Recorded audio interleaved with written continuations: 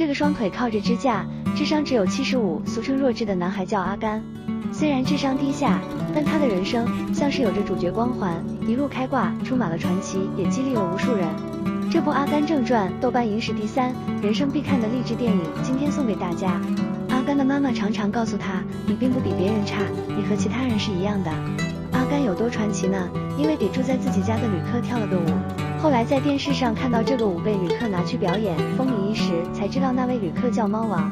由于阿甘的智商只有75，一般的公立学校不收，好不容易进去了，还被同学排挤，只有一个小女孩珍妮愿意跟他玩。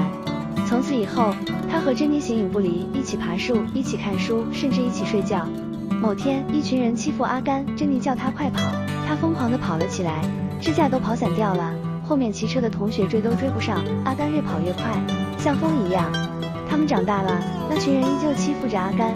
这次他们换了汽车追阿甘，他情急之下跑到了一个橄榄球球场，跑得比球员还快。这把场上的教练都看呆了，赶忙询问他是谁，并将他纳入球队。后来，阿甘靠着体育生的身份上了大学，替球队拿到了冠军，还进了全美明星队，见了总统。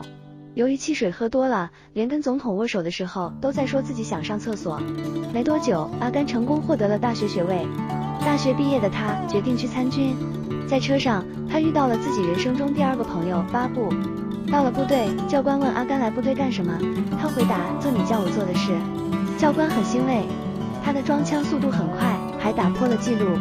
部队的生活很苦，但阿甘不这样觉得。巴布的家里世代都是捕虾的，不管是装枪、擦鞋、擦地，他句句不离下。在军队的阿甘也会时常想起妈妈和珍妮。这天，阿甘出去找珍妮，此时的珍妮已经堕落了，在一个剧院驻唱。碰到有人欺负珍妮，阿甘差点和那人打起来。母亲早逝，父亲是个变态，珍妮早已对生活充满了绝望。他要离开的时候，阿甘说自己要去越南了。珍妮知道他要去打仗了。临走前，珍妮告诉他，遇到麻烦不要逞能，只要跑得远远的就行。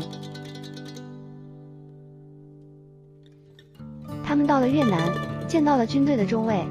刚开始，他们大部分时间都在走路，在草地上，在水里。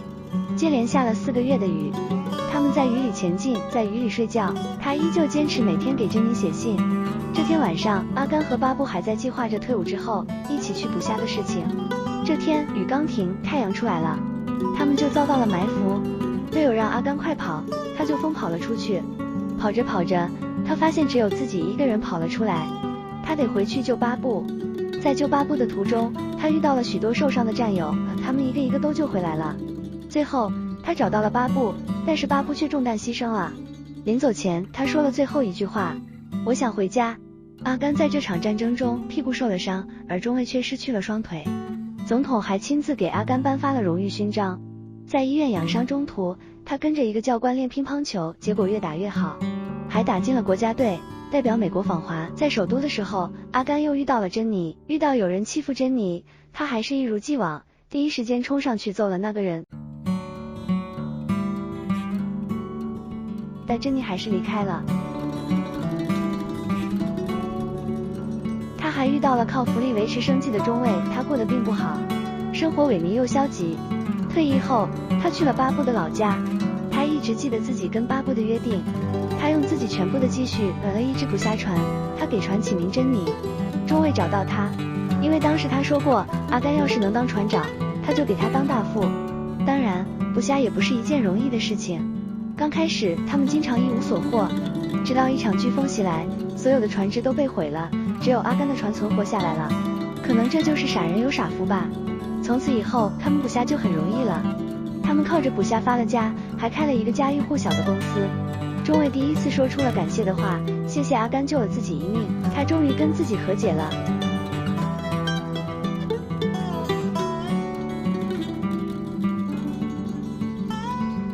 阿甘的妈妈得了癌症，他飞奔回家陪妈妈走完了最后一程。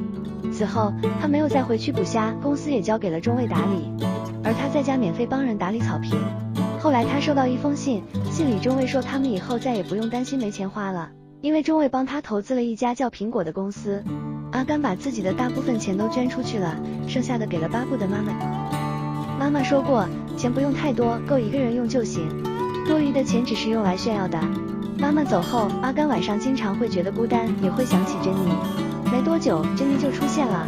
他们在一起生活了一段时间，他们一起散步，一起聊天，一起跳舞，像是回到了小时候。那是阿甘一生中最快乐的时光。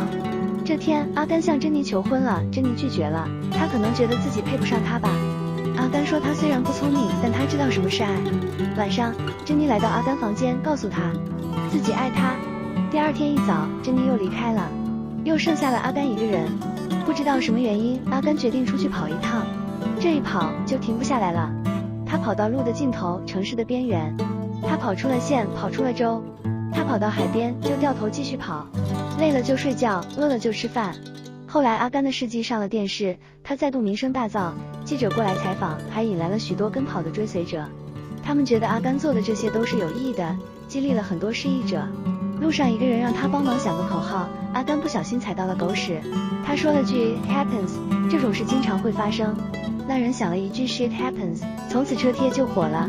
又遇到了个卖 T 恤赔钱的人，他希望把阿甘的脸印在 T 恤上，结果一辆大车经过，溅了阿甘一脸泥。阿甘拿起 T 恤擦了脸。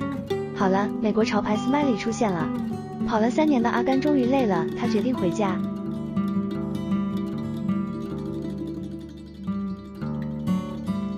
回到家后，他收到了珍妮的来信。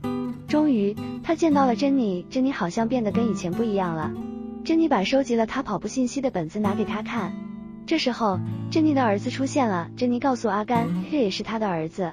阿甘愣住了，后退了几步，他怕儿子跟他一样智商有问题。珍妮告诉他，儿子非常聪明。阿甘这才小心翼翼走了过去，坐下和儿子一起看电视聊天。珍妮告诉他，自己生病了，他感染上了一种不知名的病毒，医生也不知道如何治疗。阿甘把他和孩子带回了家，并举办了婚礼。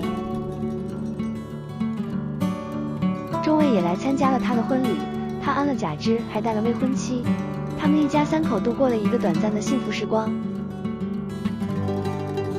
珍妮走了，留下了阿甘和儿子。他教儿子打乒乓球，和儿子一起钓鱼。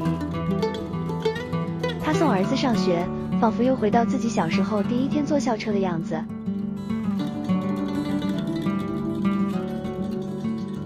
人生就像一盒巧克力，你永远不知道下一颗是什么味道。这是这部电影最经典的台词之一。命运可能对人不公，但是只要努力，就一定会创造奇迹。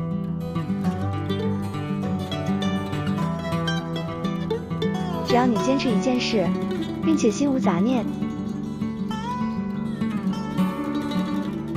就一定能成功。